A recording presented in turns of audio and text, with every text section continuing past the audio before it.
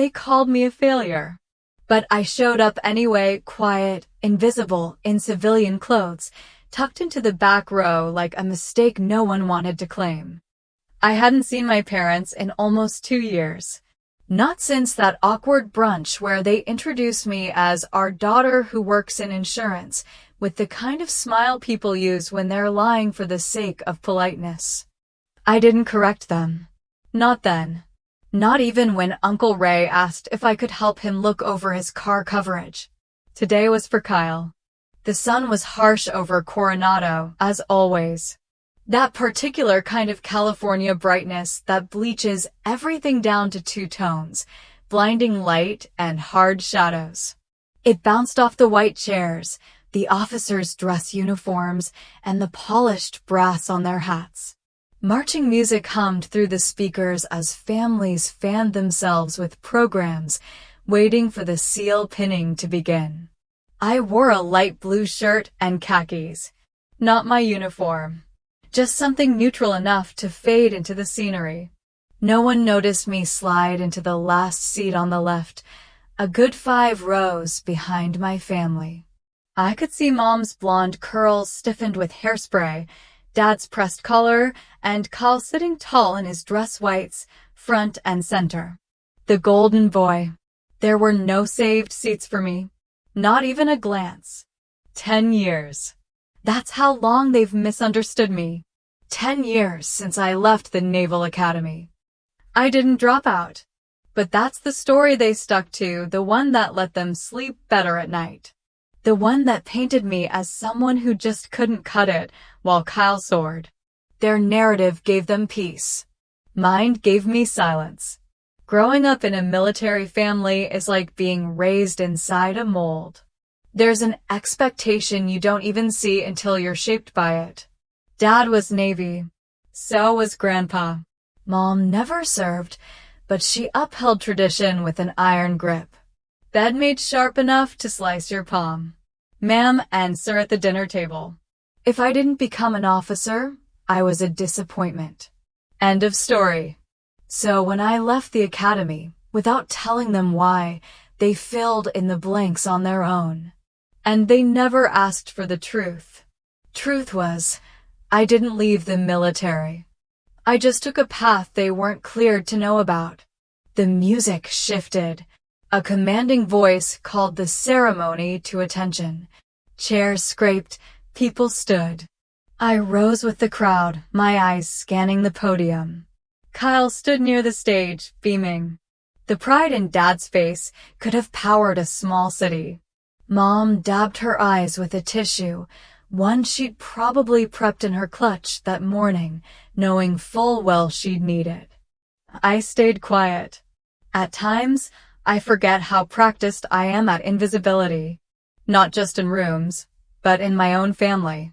I've sat at tables where they talked about deployments, medals, and promotions as if I were a foreign exchange student, present, but not fluent in their language.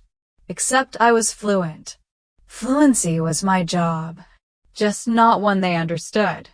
My hand drifted to my purse and tapped the edge of my secured phone, hidden beneath a paperback. A message had come through just before I parked. A single-line flash update. Be on standby. Target possible within 48 hours. No signature. There never was. I slid the book over it again. This wasn't supposed to be complicated. I just came to watch my brother get pinned. Smile politely. Leave unnoticed. Then General Holbrook stepped onto the stage. The crowd murmured, the kind of whisper that comes with recognition. He was a legend, decorated, composed, with that kind of presence that even civilians could feel in their spine. But he wasn't just a name to me. I knew him, personally, and judging by the sudden pause in his stride, he knew me too. He scanned the crowd with purpose, not casual observation. His eyes swept the front row, then middle, then they landed on me. It wasn't a long stare, just a flicker, but unmistakable. His head tilted ever so slightly, I saw the moment he registered who I was despite the blue shirt, the quiet stance, the absence of any uniform or insignia. And just like that, the invisible sister in the back row wasn't so invisible anymore. He turned back to the microphone, but not before giving me the smallest nod. Barely perceptible. But I caught it, and my heart thudded once. Hard. What was he doing here? What was I doing here? I sat still, spine straight, fingers frozen. Was this still Kyle's day? Or was something else about to begin? Colonel Ellison. You're here. The words dropped like a pin in a cathedral. I don't know what stunned me more, that General Holbrook had used my rank out loud, or that he did it in front of my entire family. I felt dozens of heads turn. Somewhere in the row ahead, my father blinked. Like the words had glitched in his ears. Mom's tissue froze in midair. I stood on instinct. Years of discipline, still embedded in my spine, snapped me upright before I could think. Sir, I said, voice steady. My mouth said the word. My eyes begged him to stop. But General Holbrook didn't stop. He took the podium mic in one hand and motioned toward me with the other. Ladies and gentlemen, he said, scanning the crowd, before we proceed with the final part of today's ceremony, I'd like to acknowledge someone whose service, though often unseen, has changed the trajectory of more missions than I can count. He turned fully toward me. This woman, he said clearly, has led teams across 5 continents. She's saved lives in places where maps didn't even bother to give names. Her contributions stretch from Arctic watchpoints to inland cities you've only seen on redacted briefings. We owe her more than you know. The crowd quieted. All that could be heard was the faint shuffle of a folding chair and the seagulls somewhere overhead. Even the band had gone silent. I didn't move, didn't breathe. Someone, an older officer in a deep Navy suit, approached and shook my hand. The Antalya Protocol, he whispered with a warm smile. You saved a dozen lives, including my nephew's. Thank you, I said simply. Across the aisle, Kyle had turned around fully now. His jaw wasn't dropped, but his eyes were wide, stunned, searching. I hadn't seen him look at me that way since we were kids, and I snuck into his treehouse with a compass and a walkie-talkie, insisting we pretend to be spies. He used to believe in me back then. Mom's hand went to her mouth. She looked down at her lap like this ceremony program could somehow explain any of this. Dad? He clenched his jaw so tight his temple pulsed. There was something worse than disappointment in that look. It was uncertainty. He no longer knew who I was. I didn't clarify. I didn't need to. I just nodded once, firmly. Sir, I repeated. General Holbrook gave a slow, respectful nod in return. Then, he resumed his place at the podium, voice returning to ceremony mode. But the ceremony wasn't the same anymore. The crowd had shifted. You could feel it in the way people whispered, no longer dismissive, but curious. A young woman in the row behind me whispered something to her husband, who looked over his shoulder, eyebrows raised. I caught a middle-aged man 3 rows up subtly checking his phone, likely searching my name. So much for our daughter and insurance. From that moment on, the air around me changed. It was no longer thick with disregard. Instead, it buzzed with a strange electricity, attention, respect, even a hint of admiration. I'd never liked attention, but I had to admit it was better than being pitted. As General Holbrook returned to the script, calling for the final pinning, Kyle's name rang out through the speakers. Everyone rose again, clapping. He walked forward to accept the honor. But his eyes weren't focused on the medal. They flicked back once more to me. And this time, I didn't look away. He smiled, just barely. But I saw it. For the first time in years, I felt like his sister again, not the black sheep or the ghost in the corner, but someone real, someone he might want to talk to. When the applause faded and Kyle turned to face the crowd, I sat back down slowly. My hands trembled slightly in my lap. Not from fear, from release. Maybe I had carried this silence too long. As the ceremony neared its end, another wave of camera flashes went off. Families began reaching for their purses, their phones, leaning in to snap photos with their loved ones in uniform. I stayed still. That wasn't my moment. It was Kyle's. But then I heard my father's voice behind me. Low. Disbelieving. There must be some mistake. It wasn't loud, but it echoed louder in my chest than any announcement from the podium. Some mistake.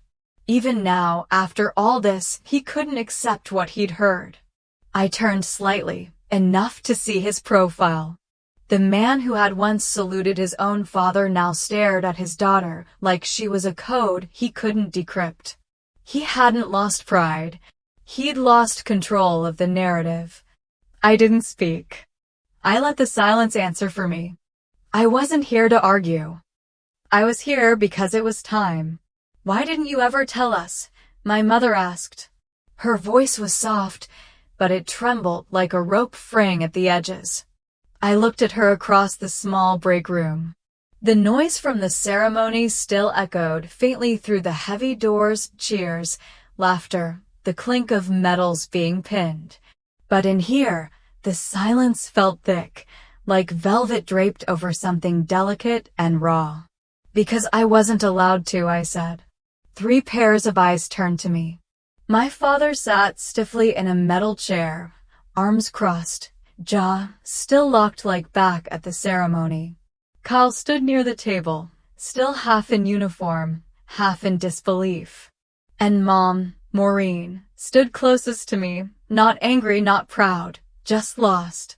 There were no flags in here. No podium.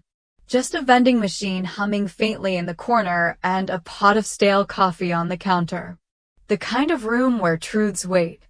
I used to say, my mother whispered, that you were like a shadow. Always moving. Never present. No direction. I remembered.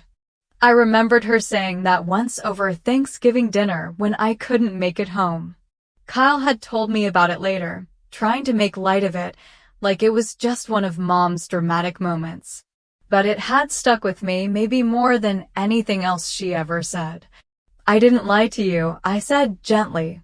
But I also couldn't tell you what I was doing. For over a decade? Dad barked. Monica, that's not omission. That's betrayal. I let the word hang. It wasn't the first time he'd accused me of betraying something, our family, our legacy, his expectations. I was given clearance that came with silence, I said. The work I did, we couldn't have done it if we had a spotlight on us. He scoffed. So you were what? CIA? I can't say, I replied, not sarcastically, not mockingly. Just, truthfully. But I can tell you this, I missed birthdays because we were moving assets through war zones. I missed holidays because I was locked in briefing rooms under foreign consulates. I missed Grandpa's funeral because I was underground, coordinating an extraction in Eastern Europe. Kyle blinked. That's why you missed my engagement, he said slowly, a realization dawning on his face. I nodded once. We were pulling out a captured field unit. We thought it was going to be a 72-hour in and out. It turned into 10 days of hell.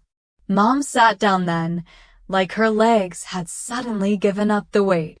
All those years, she whispered, I thought you just didn't care. My throat tightened. I cared, I said. I cared every minute. I kept a folder of every family event I missed. I watched the same slideshow Kyle made from your anniversary dinner, 6 times in a concrete bunker. I knew when your favorite casserole came out of the oven by heart. I never stopped being part of this family. I just had to do it from far away. Dad looked like he didn't know where to put his hands. Or his anger. I told people you quit, he said finally. Dropped out. Gave up. I said you didn't have what it took. I know, I said. And I let you. His eyes narrowed. Because that's what my job required. There it was. The sentence I had never allowed myself to say out loud. Not because it hurt, but because once it was said, there was no going back. There would be no pretending this had all just been a misunderstanding, no sweeping it under the rug. Once I said it, they had to understand. This wasn't about shame. It was about duty. And duty had a cost. Mom dabbed at her eyes with a tissue she pulled from her purse. Her makeup had begun to smudge just under her lower lash line. She looked tired in a way that had nothing to do with age. And no one could know? She asked. I shook my head. Even Kyle knowing would have put him at risk. Kyle looked down. I was so angry at you, he said quietly. I thought you just didn't care about me. I missed your engagement, I repeated, but I also made sure a unit made it home alive that week. I didn't choose one over the other, but I had to live with what I couldn't have. He nodded slowly, the gears turning in his mind. I never would have imagined, he said. That's kind of the point, I replied. If I'd done it right, you wouldn't. For a long time, no one said anything. The clock on the wall ticked in uneven beats. The vending machine clunked as someone's old purchase fell through. Then Kyle said something I didn't expect. You were saving people, he said softly, while we were ashamed of you. My hands, which had been resting on my thighs, curled into fists before I could stop them. When the world called me brave, I said quietly my family called me absent. The room froze again. That line wasn't meant to wound, but I could see in their eyes that it did. Mom reached out then, placed her hand gently over mine. For once, it didn't feel like a gesture of pity. It felt like apology. Dad didn't speak again, but his gaze, once steely and cold, had softened just a notch. Maybe that was all I could ask for today. Not forgiveness. Not understanding. Just a beginning. My father used to say, the Ellison name stands for strength. But I knew, even as a little girl, that he didn't mean me. He only said it when Kyle did something he approved of, when Kyle aced a test, when Kyle helped mow the lawn without being asked, when Kyle memorized military ranks better than the other kids at school. Me? I was the one who sat at the table with flashcards, learning naval codes before dinner. I was the one who asked him to quiz me on strategy books I found in his study. But when I answered correctly, he'd give me a tight-lipped nod and return to the TV. Growing up in our house in Pensacola meant early mornings with the smell of Mom's coffee and the sound of Dad's military documentaries playing in the background. The walls were lined with plaques from his days in the Navy, shadow boxes filled with medals, and books that smelled of old paper and salt air. His study was his shrine. I used to sneak in there when he was gone, running my hands along the titles like they were sacred. I wanted to be him, or at least, I wanted to be what he respected. So, I ran every morning before school, sometimes in the rain. I kept a push-up count on my wall. I studied physics, tactics, and leadership. I even learned to field strip a rifle from a book, not that I ever told him. Then came the day I got the letter, accepted, United States Naval Academy. I remember standing there in the kitchen, hands trembling, holding that envelope like it was a ticket to belonging. He hugged me. For the first time I could remember, he actually hugged me. I carried that hug like a badge, but it didn't last. A few months into the academy, I was approached quietly off the record by someone in plain clothes. They had reviewed my scores, my aptitude assessments, my language fluency, and my psychological evaluations. They offered me a different path. A classified one. One that would require me to disappear, not just from Annapolis, but from public records, from family photos, from birthday parties and holiday gatherings. If you say yes, the man had said, your father will believe you failed. Your family will wonder what went wrong, but you will serve a purpose greater than they'll ever know. I was 19. I stared at myself in the mirror of my dorm room, just a girl with a sharp ponytail and trembling fingers. Then I signed. You will never be acknowledged publicly. Can you accept that? Yes, I whispered. I can. That's the thing they don't tell you about serving in the shadows. It isn't just the enemies you go after. It's the parts of yourself you bury. The birthdays you miss. The calls you don't make. The people you let believe you quit. Back home, they said I disappeared. That I didn't have the courage. That I didn't have what it took. Dad stopped talking about me. Mom stopped asking. Kyle rose through the ranks. I watched from a distance. Always proud.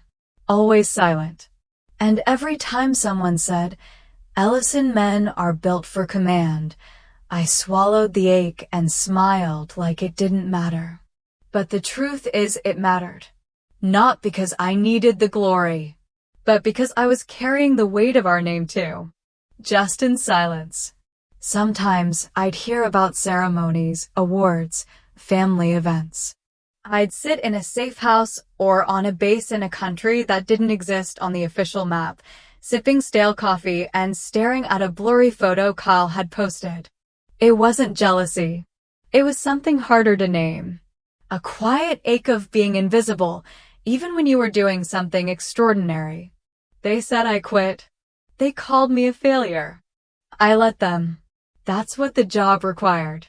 But deep down, I carried one memory like a shield, the one moment Dad looked at me and said, You're an Ellison. Even if he never said it again. Even if he thought I didn't earn it. I was still his daughter. Still a fighter. Still worthy of the name. Even if I had to wear it in secret. I didn't invite you, Kyle admitted, his voice low. I thought you'd embarrass us. The restaurant was tucked just off the main street, a little Italian place Kyle always liked when we were growing up. I stood outside for a moment before pushing the door open, the warmth and the scent of garlic bread washing over me like a memory I didn't ask for. There was laughter, the soft clinking of glasses. Someone toasted to Kyle, and a few voices echoed the name. I stepped inside just as a waiter passed by with a tray of wine. No one noticed me at first. I spotted my parents at the end of a long table. Mom was adjusting her pearl earring, nodding along to something one of Kyle's friends said. Dad sat stiffly, arms crossed, a quiet observer as always. Kyle was at the center, relaxed, confident, a glass of red wine in his hand. My name hadn't been on the group text about this dinner. I'd scrolled up and down, rechecked the guest list, then checked again. But Holbrook had asked, almost offhandedly, why aren't you joining them? That was the only reason I came. I needed to know if it had really been an accident, or not.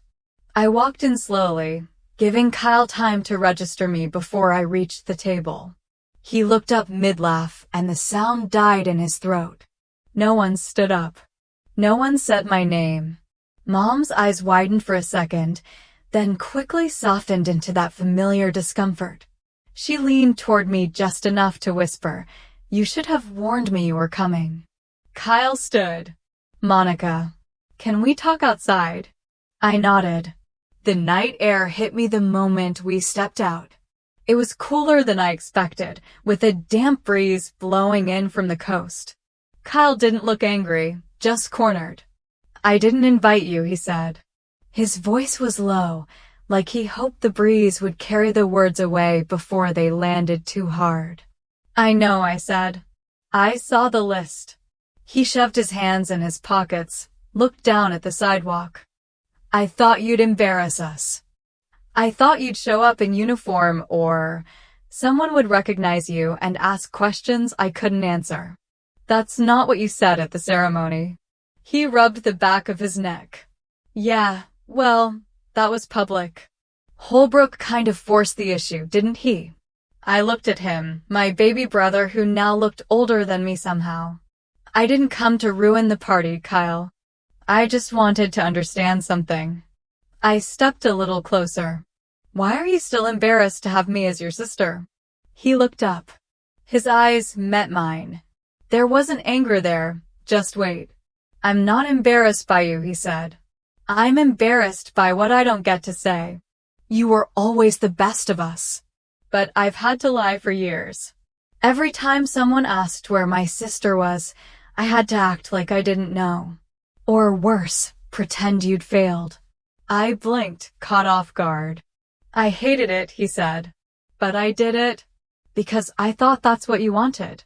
It's not what I wanted, I said quietly. It's what I was ordered to do. And I lived with it. I lived with the birthdays I missed and the funerals I watched through encrypted footage. I lived with knowing that you, my family, thought I gave up. He sighed, and for the first time, he looked tired. You were saving people, he said. And we were ashamed of you. I nodded, slowly. Now, I don't have to hide it anymore. So, what do I say when I go back in there?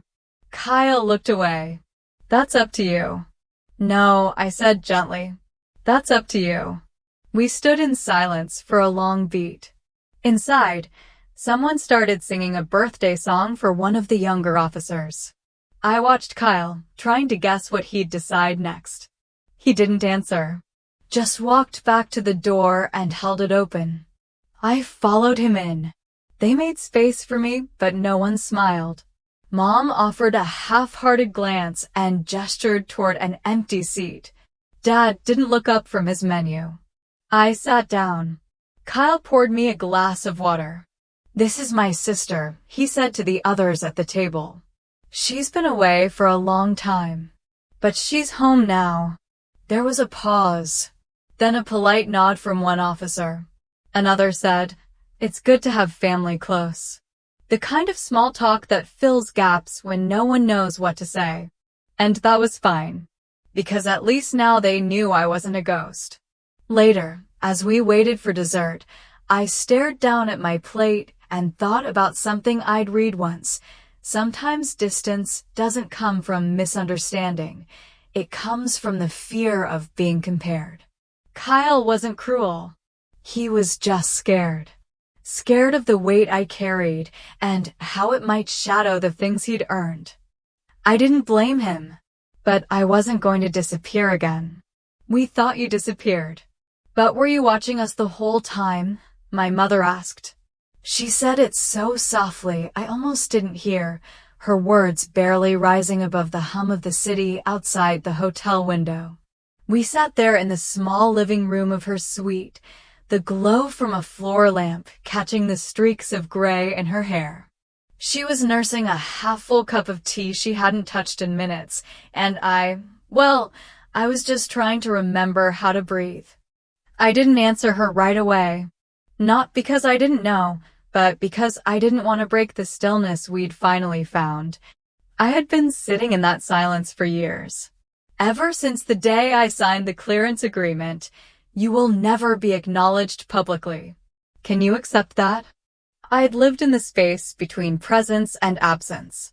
My life became a collage of half measures. A missed Thanksgiving. A voicemail left and deleted. A text never sent. And yes, I'd watch them. Not every day, but enough.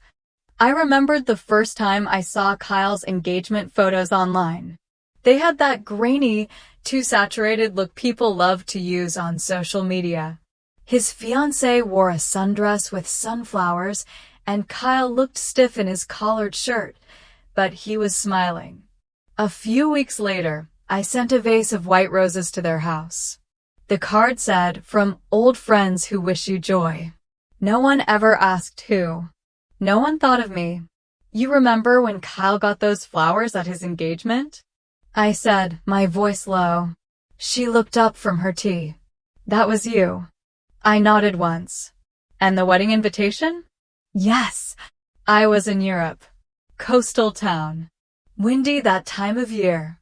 I watched the live stream in a tent with sandbags against the door. I tried to smile, but it didn't stick. There was a long pause. Then she asked, "Did you ever call me? At night?" I blinked. What? One time. I picked up the phone around 2 in the morning. It was just static or maybe breathing. I thought it was a wrong number. I swallowed. That had been me. I was in an airport hangar, waiting on a chopper. I had 5 minutes and a long-distance phone line. I just wanted to hear her voice. I couldn't say anything, I said. Even calling was a risk. My mother's eyes glistened. She didn't cry, not yet, but I could see her piecing it all together, the way you find puzzle pieces that had been missing for years. You didn't abandon us, she whispered. You were, what? Protecting us. I didn't want the family to lie.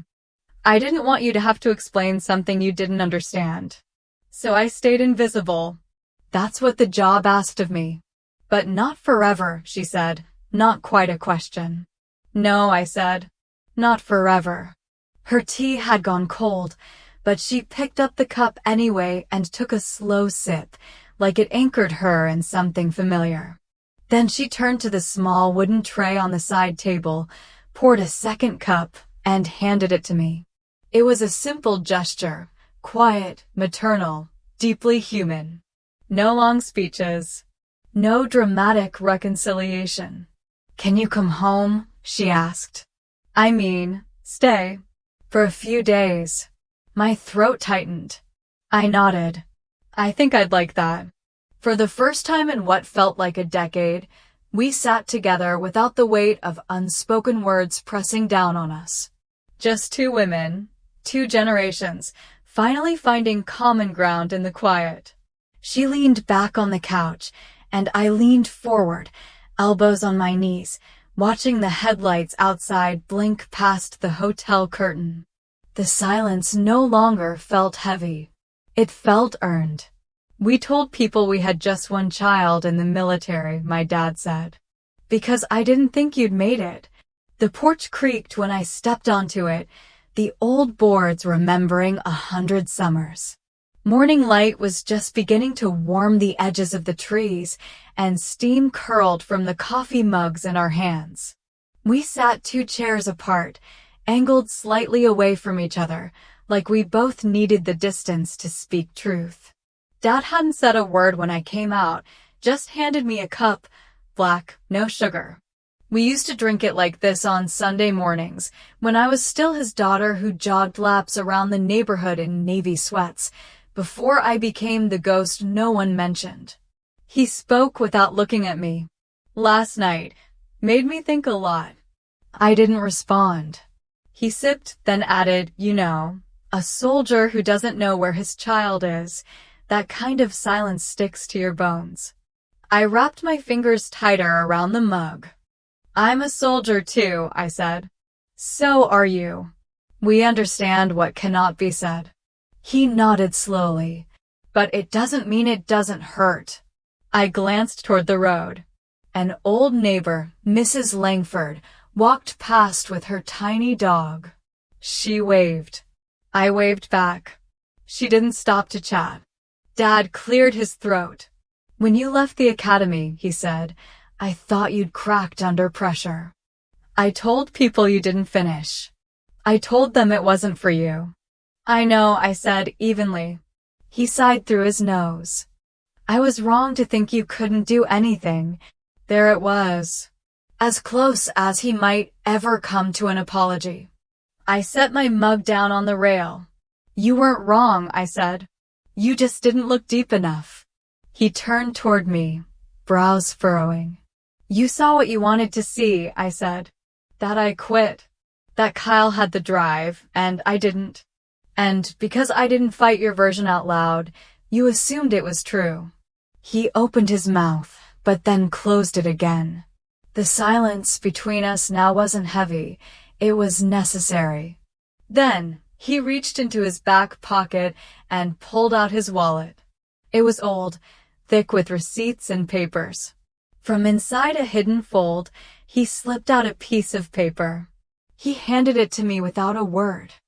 I unfolded it. It was a grainy photocopy from a foreign newspaper, something in French.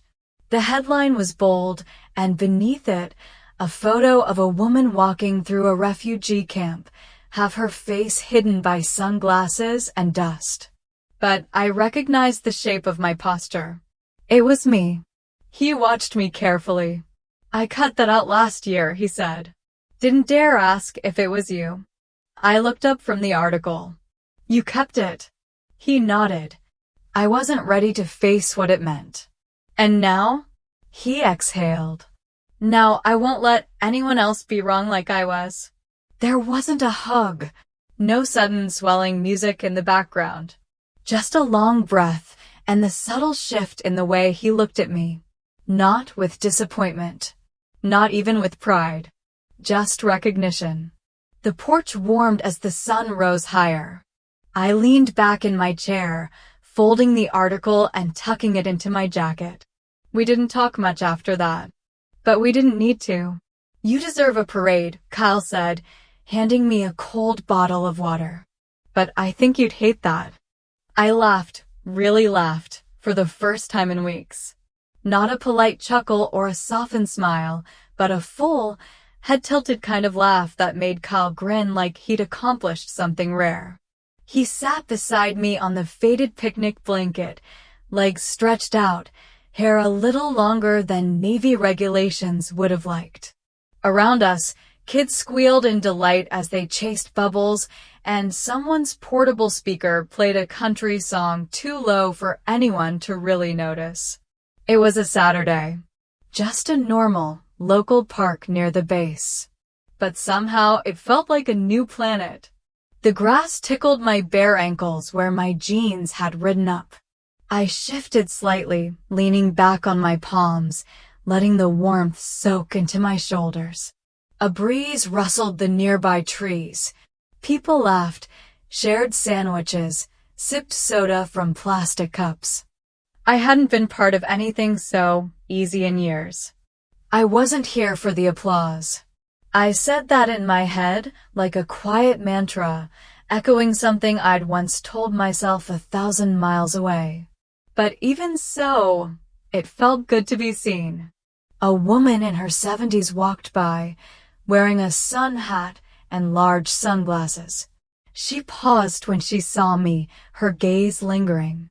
"You're Kyle's sister?" she asked, gentle but direct. I nodded. "Yes, ma'am." She stepped closer and lowered her voice. "My nephew serves infantry, 4th deployment this year. I just wanted to say thank you for what you do." I didn't know how to respond. It wasn't often someone looked me in the eye and saw something other than a missing file or a whispered mystery. "Thank you," I said, unsure if that was enough. Maybe it was. She nodded once and walked on. Kyle flopped back onto the blanket beside me. "You know," he said, shielding his eyes from the sun, "we used to think you were the shadow in the house." I raised an eyebrow. "Gee, thanks." He smirked. "But now? I think you were the radar. Always watching. Always knowing. Quiet, but never gone." I didn't answer right away. A little girl squealed as she spilled juice on her dress, and her mom knelt beside her with a napkin. The kind of everyday chaos I never thought I'd crave.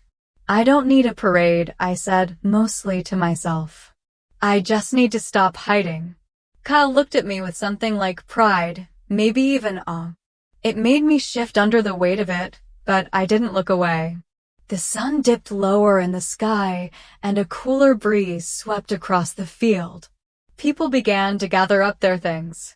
Blankets folded, leftover chips bagged. Kids begged for 5 more minutes. I stayed where I was, drinking in the rare feeling of stillness. Then my phone buzzed. Only one person used that encrypted channel. I opened the message. Holbrook, Brigadier General Board is confirmed. You'll need to come back sooner than planned. I stared at the screen, letting the weight of those words settle into my chest. Not fear, not even surprise. Just gravity. Later, as we packed up, Kyle looked at me with concern. You okay? I nodded, sliding the phone into my back pocket. Yeah, just another chapter opening. I opened the door to my childhood room. Everything was the same except me. The air smelled like cardboard and dust, with a faint trace of the lavender sachets my mother used to hang on the doorknob. The curtains were still the same pale yellow, the ones I used to complain about because they let in too much morning light. A model ship sat frozen mid-sail on my shelf, sails stiff with time. The same framed posters, Navy engineering diagrams, and inspirational quotes lined the walls like artifacts in a forgotten museum. I stepped inside, careful like I might disturb a memory if I moved too fast.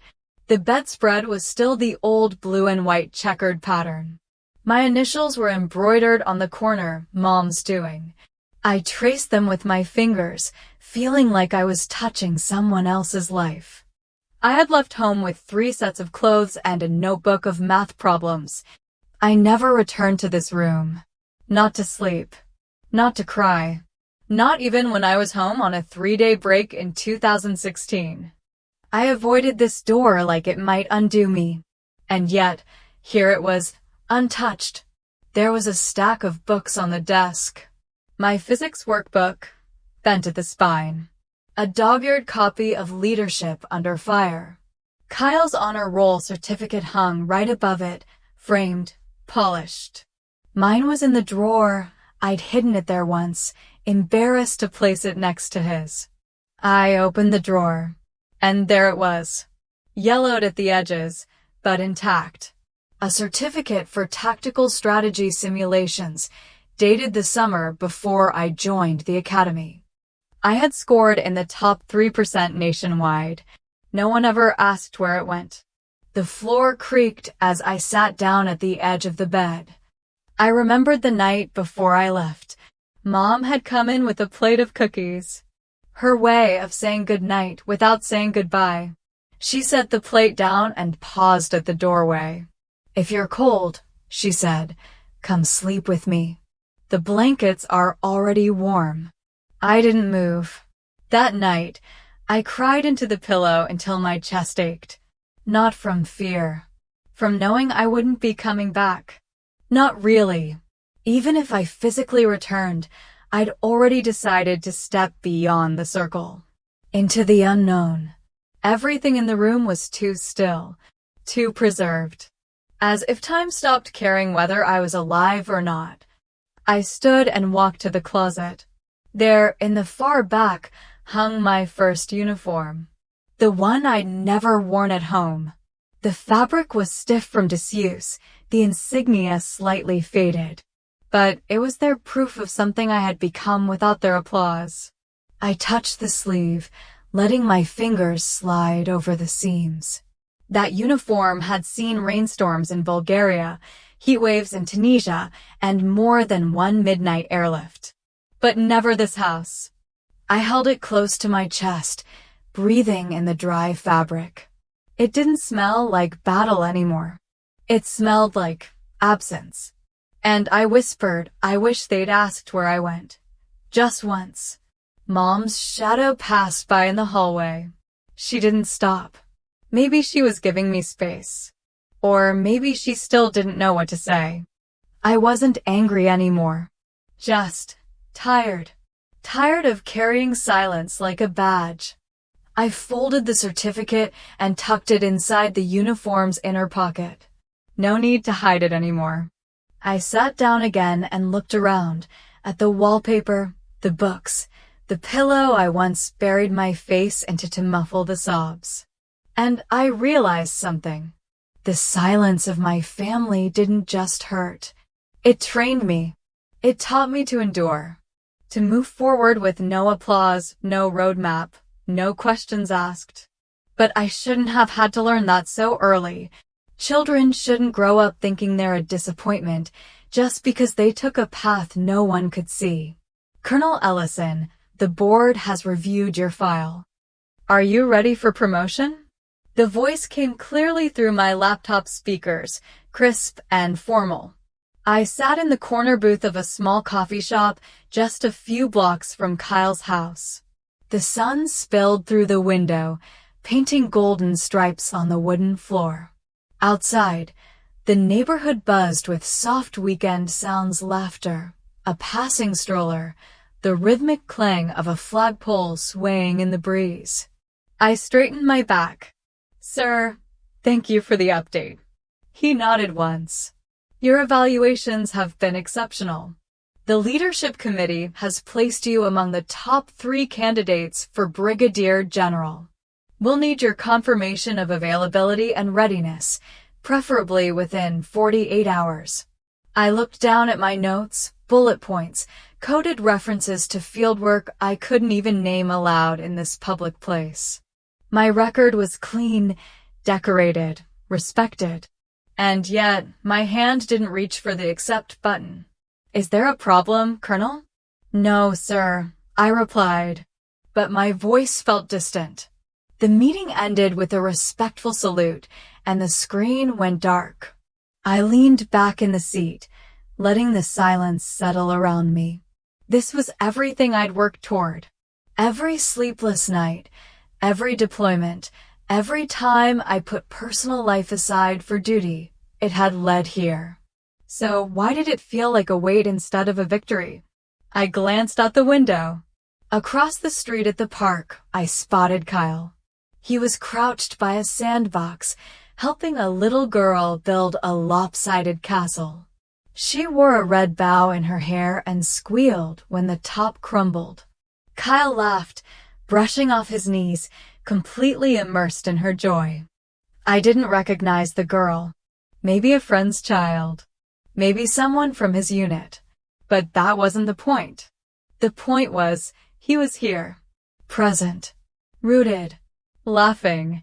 For the first time in years, I let my mind wander down a forbidden path. What if I stayed? What if, for once, I chose myself over the mission? I'd never let myself ask that question before. The job came first. The oath. The invisible burden we wore on our backs like second skin. But now, watching my brother surrounded by life instead of strategy, I wondered if I had more choices than I thought. The shop door chimed. An older woman behind the counter wiped her hands on a towel and walked over with a warm smile. She looked like someone's grandmother, with silver curls and a floral apron that read "Freedom isn't free." "Honey," she said gently, nodding toward my screen. That sounded like a mighty important call. I chuckled. Something like that. She tilted her head. "Military." I gave a small nod. She sighed, pulled out the chair across from me, and sat without asking. Everyone who's ever worn a uniform carries a kind of silence. We learn to keep things locked up. But don't let that silence consume your whole life. Her words hit me harder than I expected. I'm just not sure who I am when I'm not working, I confessed. She smiled kindly. That's the part no one teaches you, how to be still and know you're enough. She patted my hand and walked away. I watched her go, then turned back to the black screen. My phone buzzed. It was Holbrook. Text, "We don't get to rest forever, but we get to choose when to return." I stared at the message for a long time. Holbrook never said more than he had to, but this was his way of saying, it's okay to take a breath. To live. I closed my laptop slowly. I didn't delete the meeting file. I didn't say yes. I didn't say no. I just gave myself the space to decide. Outside, Kyle waved to someone off-screen. His world was loud, colorful, full of connection. Mine had been quiet for so long. For the first time, I wondered what would happen if I let the silence end. Not because I had to report back, but because I wanted to speak for me. I wrote to my father once on my 4th deployment, somewhere deep in Syria. It was the middle of the night. The desert wind had stripped every bit of warmth from the air. I remember how my hands shook not from fear, but from the cold and fatigue. And yet I wrote, word after word, page after page. I didn't sign it Colonel Ellison. I signed it the way I used to sign my art projects in 4th grade, Monica. But I never sent it. That letter never made it out of my rucksack. It stayed there until the pages curled, until the ink smudged from sand and sweat and time. Eventually, I tore it into 4 pieces and buried them at the base of a tree near our temporary compound. I had imagined it would bring closure. Instead, it left a hollow space. The silence between us stretched farther than any ocean I'd ever crossed. Tonight, I sat in my old bedroom at the same desk where I used to do math homework and practice fake signatures on permission slips. The walls still carried the scent of old wood and dust. My bookshelf hadn't changed. Military biographies, aviation manuals, a dusty medal from a middle school essay contest. But I wasn't the girl who had left this room. And I wasn't the same soldier who had written that first letter, either. I reached for a blank sheet of paper. This time, no tears. No shaking hands. Just a steady pen and clarity. Dear Dad, I never quit. I know that's what you thought, that I gave up when things got too hard, that I broke under pressure. But the truth is, I broke away. I followed an order that meant becoming invisible. And in doing so, I gave up a lot more than I expected. I missed birthdays. I missed Mom's peach pie. I missed Kyle's wedding. I missed your voice. But even more than that, I missed being your daughter. Every time I cracked a code or led a team home safe, I wondered what you'd say if you knew. Every time I saw my name on a report stamped classified, I imagined you reading it and nodding quietly, maybe even smiling. But I didn't send the first letter, because I was afraid it would be met with silence. And silence from you, Dad, would have been louder than any explosion I'd ever faced out there. I don't want medals. I don't need speeches. I just want you to know I never stopped being yours. I didn't want to be your pride. I just wanted to be your daughter. I signed it again. Monica. No rank. No titles. Just the name you gave me. I folded the paper slowly. The house was quiet, only the hum of the refrigerator in the kitchen and the creak of the old floors beneath my feet. I walked downstairs. The living room was dark, save for the faint glow of the porch light filtering through the curtains. On the dining table, where my father read the paper every morning, I placed the letter. Not tucked away, not hidden, right in the center. There was no ceremony, no dramatic pause. Just me, standing still for a few seconds longer than usual before I walked away. I paused at the stairwell, glancing back. The letter didn't glow or shimmer. It was just paper and ink. But somehow it felt heavier than any mission briefing I'd ever held. For the first time in over a decade, my calendar is blank. No coded missions. No pre-dawn flights. No whispered debriefings in underground rooms. Just sunlight. Leaves falling. A cup of tea cooling beside me. Possibilities. I sat out in the backyard, the one I used to mow for $10 a week back in high school. The old oak tree leaned a little more now, its branches shedding autumn leaves in lazy spirals. A folding wooden chair creaked under my weight, but I didn't mind. It was quiet in the kind of way I used to dream about on faraway nights. Quiet without tension, without waiting for the next call. Just wind brushing against my sleeves. Holbrook had said, not long ago, "You've earned the right to decide." And now here I was, choosing. Not running, not hiding, not obeying. Choosing. Kyle came out from the side gate, still wearing his boots, his jacket half-zipped like he always forgets the weather's changed. He didn't speak at first. Just walked over and sat on the step beside the flower beds. "You know," he finally said, "no matter where you go, you're still one of us." I looked at him. "Even when you didn't know where I was?" He nodded. "Especially then. Because now I get it." I reached for my phone, typed a short message to Holbrook. Accepting the promotion. Request 30-day delay. Family comes first this time. I hit send before I could overthink it. Kyle saw me smile and tilted his head. "You're going?" "Yes," I said. "But I'm not disappearing again." He leaned back against the wood and said, "Don't take too long. Some of us just started being proud." I laughed. A real one, not the kind I gave strangers on missions or colleagues after briefings. "I won't," I said.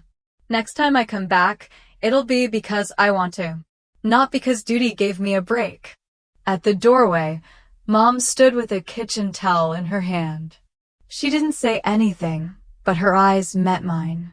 She gave the smallest nod, and I understood. She'd overheard. She didn't interrupt. But she approved. For our family, that was a parade. On the patio table beside me sat my officer's cap. The same cap I once thought would never feel like mine. I'd worn it through promotions and border crossings, through high-level meetings and long nights staring at maps. But it always felt borrowed, like I was proving something to someone else. Now it sat still in the late afternoon sun. And for the first time, it didn't look like my father's symbol. It looked like mine. There was no speech, no farewell banner, just an oak tree dropping its leaves. My brother beside me, my mother behind the glass, and me still in uniform, but not hidden, not waiting, seen. No brass band, no salute, no grand announcement or ceremonial trumpet.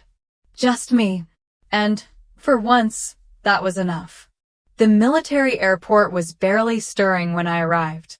The sky was a soft gray, the kind that made you feel like time had paused. I walked through the corridor in civilian clothes, plain khakis, soft blue button-down shirt, and a duffel slung over my shoulder like any other advisor returning from leave. There were no patches on my sleeves. No stars. Nothing that said I mattered. And still, I felt more whole than I ever had. General Holbrook stood near the end of the hall, sipping a black coffee from a paper cup. No aides. No guards. Just the two of us, like old friends meeting before a storm. "You're early," he said. "You're surprised." He chuckled, nodding toward a nearby bench. We both sat without ceremony. Just two people who'd seen enough. He handed me a slim folder, marked with a single red tab. "Your official assignment packet. Command post is ready, with full clearance." I didn't open it.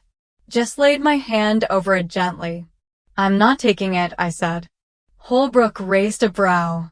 "You turned down the star?" I shook my head. "No. I chose where I'd shine." He didn't ask right away. He waited, like he knew I needed to explain it on my terms. "I'm not sitting behind a desk, sir," I said. "There are kids out there, new officers, green and unsure. They need someone to walk with them through the fog, not just point from a tower." He nodded, slowly. "Field advisory post. It's Messier. It's real," I said. "And I've spent too many years being invisible to now sit in an office with a nameplate." Silence stretched between us, comfortable and respectful. Then Holbrook spoke, voice low. You always did find your own path, Colonel. I smiled. I always wanted a path that led home. This is the closest I've come. A young officer approached, maybe mid-20s, haircut too fresh, boots too clean. He glanced between us, unsure. Ma'am, he said cautiously, I was assigned to escort you to orientation. Have you done fieldwork before? I couldn't help it, I laughed. A full, belly-deep laugh that made even Holbrook crack a grin. More than you've had hot meals, kid, I said. But let's walk anyway. We started down the hallway, my boots tapping softly alongside his quick steps. I didn't correct his tone, didn't flash a badge or wave a rank. There would be time for all of that if it mattered. What mattered now was that I had come back. On my own terms, quietly, but not insignificantly. Holbrook called out just before I turned the corner. Ellison, he said. Why this? Why not command, after everything? I turned halfway, the weight of my years finally beginning to lift. Because command tells people where to go, I said. But presence? Presence shows them how to walk. They didn't call me Colonel Ellison at Kyle's house. I wasn't the classified asset or the woman in command boots. I was just Aunt Monica, the one who showed up with 2 tubs of homemade mac and cheese and a box of toy dinosaurs. It was Kyle's son's birthday, and the house buzzed with a kind of chaos I'd almost forgotten. Streamers hanging lopsided from the ceiling, juice boxes half drained on the counter, frosting smudged on cheeks and tables alike. I stood by the kitchen island, a paper plate in hand, watching Kyle's wife laugh as she tied balloons to the backyard fence. No fanfare, no long stares. Just laughter, noise, and family. I'd barely gotten through my second bite of cake when one of Kyle's guests, a man in a navy polo shirt, nudged him and asked, Hey, who's that? His tone was casual, maybe even curious. Kyle glanced my way, smiled, and said, That's my sister. She's why I made it through. That one sentence. Short, quiet, said without hesitation. And it landed heavier than any medal I'd ever been pinned with. They said my name at the Pentagon today. I wasn't there to hear it. General Holbrook stood behind the podium in full dress uniform, medals glinting under the lights, and said, Colonel Monica Ellison couldn't make it today. But she's here in every one of us who has followed her lead. I didn't ask him to say anything. I hadn't written a speech, hadn't RSVP'd. I hadn't even told my family I'd been nominated. Because honestly, it didn't matter the way it used to. Instead of applause, I chose quiet. Instead of standing tall before a flag, I sat under a sycamore tree in the local park, where the breeze carried children's laughter and the scent of street cart coffee. Kyle went in my place. He called me afterward, voice shaky. They played your video. Even Holbrook got choked up. And when they handed me the plaque, people stood. For you. I smiled but didn't say anything. I just watched a little girl across the lawn trying to fly a paper kite that kept dipping into the grass. She didn't give up. When I was younger, recognition was oxygen. I thought if no one saw what I did, it didn't count. I pushed myself through walls for medals that ended up in boxes, framed letters that gathered dust. I measured worth by visibility. But something changed. Maybe it was coming home. Maybe it was the night Mom poured me tea and didn't say a word, just sat near me. Maybe it was the keychain from Kyle, the photo on the fridge. Maybe it was finally choosing my own assignment and not the one expected of me. At the ceremony, Holbrook said, Colonel Ellison didn't attend today's honors ceremony. But that's fitting because she's never worked for the spotlight. She's the kind of leader whose impact can't be summarized in ribbons. Her legacy is the people who became better because she walked beside them. Kyle later told me that an officer sitting beside him whispered, "She turned down the star?" And Kyle answered, "No. She aimed it somewhere else." Around sunset, I picked up my phone.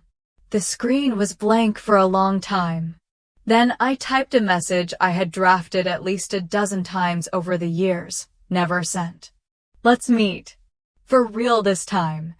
It wasn't long, and it didn't carry the weight of apology or accusation. It was just a beginning. A hand extended. I sent it to my father. And then I tucked my phone away and watched the kite catch the wind, finally finding its current. It rose slowly, wobbling at first, then higher, steadier, free. They say only the visible are remembered. But maybe that's wrong. Sometimes, the people who aren't in the room still hold it together. My uniform hangs on the back of my closet door. And for the first time, it can rest. It's still neatly pressed, the stitching sharp, the buttons lined in silent precision. But it no longer feels like armor. It feels like a story. One I don't need to explain anymore. The house is quiet. Sunday afternoon light pours in through the kitchen window, dancing across the wooden floors. Outside, someone is mowing their lawn. A dog barks in the distance. Life doesn't salute or stand at attention. It just goes on. And somehow, that's comforting. I'm switching the closets over for the new season, pulling out softer sweaters and putting away the heavy coats. In one box, I find an old scarf Mom knit me in college. In another, a photo of Kyle and me at age 10, covered in mud, grinning like we'd conquered the world. That photo's now magnet to my fridge. I used to think the world only respected titles. Now I think it honors stories, quiet ones, the kind you live through and carry with you like smooth stones in your pocket. I've been quietly following Monica's journey, from the back row of that ceremony to the quiet corner where her uniform now rests. And I just want to say, this story stayed with me. What touched me most wasn't just her bravery or the secrets she carried. It was the quiet ache of being unseen by those who matter most, and the quiet strength of choosing love anyway. Sometimes, the real courage isn't found on the battlefield, but in waiting for a door to open that may never open, and knocking anyway. Have you ever felt invisible in your own family? Like no one truly saw who you were becoming? If you have, I hope you know your story matters too. And maybe, like Monica, you're not lost, just waiting to be understood. If this story touched something in you, leave a comment with number 1 so I know I'm not alone. And tell me, where are you watching from? I'd love to know how far these words are reaching. And if you enjoy these kinds of heartfelt stories, quiet, honest, and full of life's gentle turns, don't forget to follow or subscribe so you won't miss the next one. Thank you for staying with us through this entire journey. 16 chapters, countless emotions, and still, the most powerful part was just being seen. Until next time, I'm sending you warmth, peace, and the hope that someone out there finally says, "I see you."